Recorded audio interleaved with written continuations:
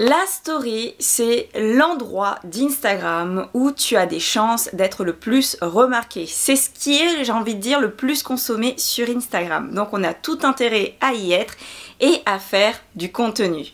Problème, c'est que tu ne sais pas quoi faire. Alors je pense que la suite t'intéressera puisque je vais te donner aujourd'hui 7 idées de story Instagram simples, faciles, accessibles que tu pourras faire. Salut, je m'appelle Jenny, bienvenue sur ma chaîne vidéo destinée aux digital entrepreneurs qui désirent utiliser Instagram pour parler de leur business. Je t'aide à développer ta structure digitale, non ton plan, à structurer ton plan digital et également à développer ton contenu, à créer du contenu. Bienvenue. Si tu es nouvelle ou nouveau, je t'invite à t'abonner, à cliquer sur la clochette pour être averti quand je sors une nouvelle vidéo. Et ben c'est parti. Avant de commencer, je tiens à préciser que j'utilise principalement 2 outils. Le premier outil, Instagram, la base, et le deuxième outil, Canva. Canva qui est également pour moi une base. On va commencer avec les exemples de story. La première story que je te conseille, c'est la story de présentation. Une story de présentation qui te permettra de présenter qui tu es ou de dire dans quel genre de story on est, par exemple la story positive du jour, la story business du jour ou juste une photo de toi, principalement, en tout cas moi c'est ce que j'utilise en ce moment, juste une photo pour dire bonjour, hello et pour indiquer aux gens que ta story du jour a commencé. La deuxième idée de story que je te conseillerais, c'est les stories qui vont te suivre pendant une journée. Tu peux le faire tout le temps si tu veux, mais moi je t'invite vraiment, parce que je sais que ton temps est précieux, à le faire une fois ou 2 dans le mois, à inviter tes abonnés à passer une journée avec toi. Alors c'est pas une journée dans le détail, ça dépend de ton domaine. Moi par exemple, c'est une journée pendant laquelle on va voir ce que je fais, le backstage de mon travail. On va voir mes pauses, on va voir mes pauses déjeuner, on va voir également quand j'ai un petit souci, si ça concorde dans la journée. Mais en tout cas, tout ce que je vais montrer aura un rapport avec mon domaine, ou sinon je montrerai le petit côté humain. Ben voilà, je me repose, voilà, j'en ai marre, je vais souffler. C'est une de ces journées idéales, comme cela peut être une de ces journées catastrophes. Parce que, je ne sais pas pour toi, mais moi en tout cas dans mon audience, j'aime bien montrer quand ça va, parce que c'est le jeu d'Instagram, j'ai envie de te dire, mais aussi quand ça ne va pas, parce que je reste un être humain, et je reste aussi...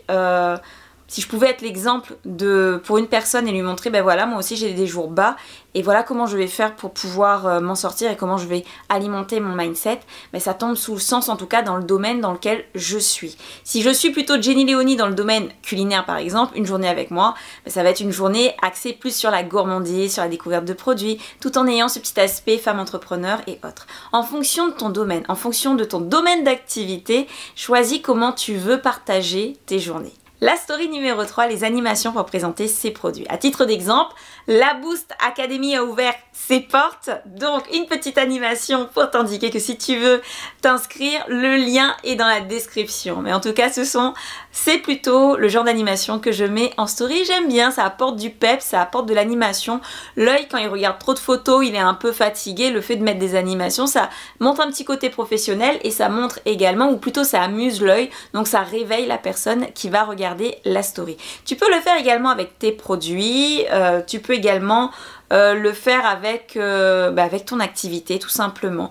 Et ça tu peux le faire principalement sur Canva. Sache que pour Instagram en lui-même, tu pourras utiliser les gifs qui vont te permettre d'apporter un petit côté animation, un petit côté peps, j'ai envie de dire. La story numéro 4, les moments de vie. Si dans ta journée, tu as posté le matin, ok, ta présentation, mais tu n'as vraiment pas le temps de poster, tu te dis mais c'est pas possible, j'ai pas le temps. Pose-toi, j'ai envie de te dire, 15 secondes. Qu'est-ce que 15 secondes dans ta journée? Tu prends ton téléphone, tu vas juste te mettre en photo et tu vas juste écrire ton humeur du jour. Fatiguée, tu peux mettre fatiguée, très heureuse, en paix, déterminée. Tu sais, tous les petits trucs que tu peux trouver sur Facebook et Instagram. Instagram, on le voit pas, mais sur Facebook, tu vois quand tu postes, tu as révolté, amusé, des choses comme ça. Utilise le même principe. Tu vas juste prendre une photo de toi, tu vas juste mettre une valeur, une émotion que tu es en train de vivre sur le moment. Donc c'est un moment de vie. Tu es en train de t'asseoir et apprécier ton thé, ton café. Fais juste la photo de ton thé, de ton café et partage-le. Cela te permet d'avoir des connexions avec ton audience, avec les gens qui te suivent. L'astuce numéro 5, plutôt l'astuce. Pourquoi je parle d'astuce? La story numéro 5 utilise les quiz. Il y a une entrepreneur qui, une fois par semaine je crois, à 19 h précise, elle réalise un quiz autour du vin. Et je trouvais que c'était une excellente idée puisque maintenant elle a installé un rendez-vous avec ses abonnés. Donc même si on la suit pas dans la semaine, on sait qu'à ce moment-là il y aura le quiz et à ce moment-là je vais vérifier où est-ce que j'en suis par rapport au vin.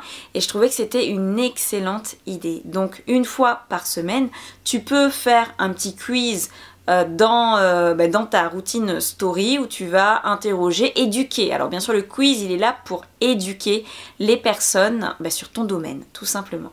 La story numéro 6, les appels à l'action. Les gens ne peuvent pas savoir où tu es, ils ne peuvent pas savoir ce que tu fais, ils ne peuvent pas savoir si tu as une actualité si tu n'en parles pas. Donc moi ce que je te conseillerais à travers des appels à l'action, c'est d'identifier déjà les appels à l'action que tu peux faire en story. Ça peut être si tu as un magasin, l'adresse de ton magasin. Donner l'adresse de ton magasin, un plan sur ta story permet à la personne de dire ah tiens je sais où c'est et si j'ai envie d'y aller j'irai là. Cela peut être également clique sur le lien qui est en bio pour avoir plus de produits si tu as un site en ligne. Si tu es dans le coaching, le consulting, pour plus d'informations contacte-moi, mets directement ton mail ou autre.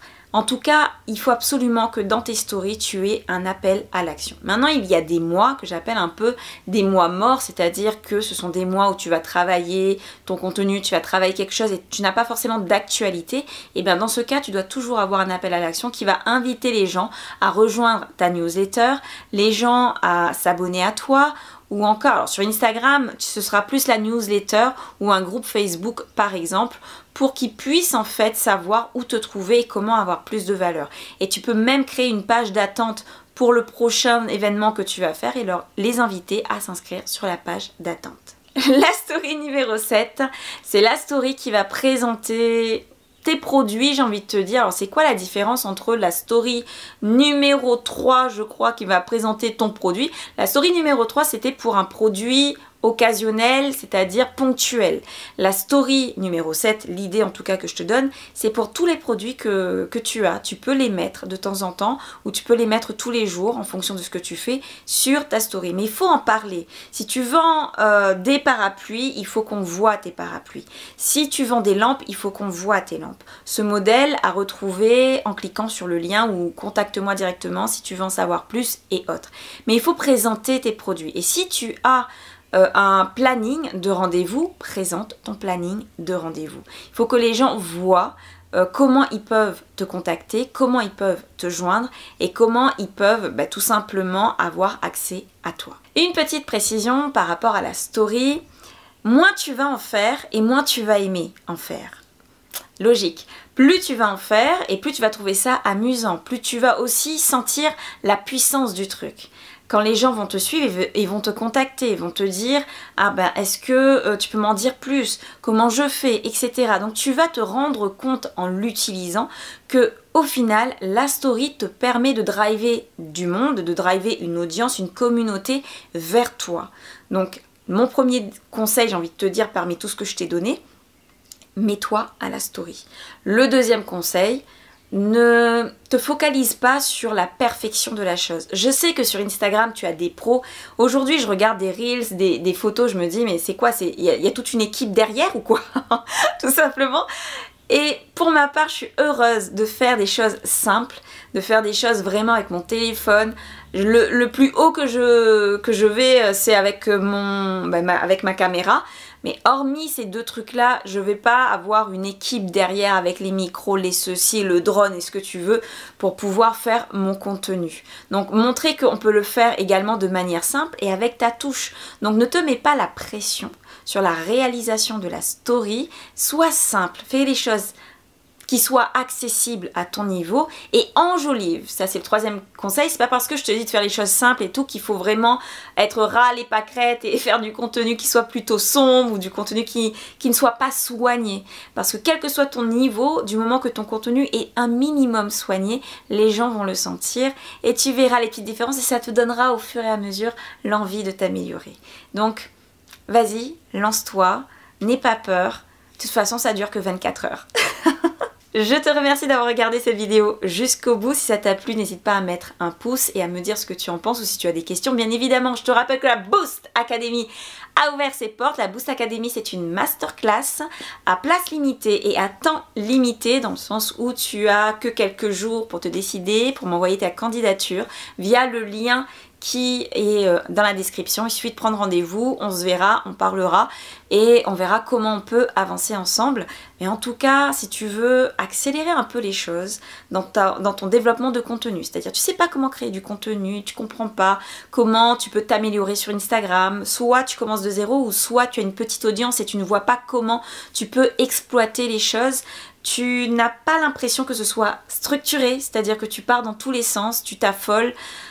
Tu fais des choses, tu postes pour poster par exemple et tu n'arrives pas à déclencher les premières ventes, ben, sache que l'un des secrets c'est d'avoir un plan structuré, d'avoir un plan tout court, j'ai envie de te dire de base, mais aussi d'avoir un plan structuré d'action à réaliser tant pour son business que pour Instagram afin d'obtenir les résultats que tu souhaites. Si ce que je viens de te dire te parle, je t'invite à cliquer sur le lien qui est dans la description, à prendre rendez-vous et on se retrouve de l'autre côté. Je te souhaite de cartonner, d'être heureuse dans ta vie, heureux ou heureuse dans ta vie et de surtout kiffer ce que tu es en train de faire. Et je te dis à la prochaine vidéo. Ciao!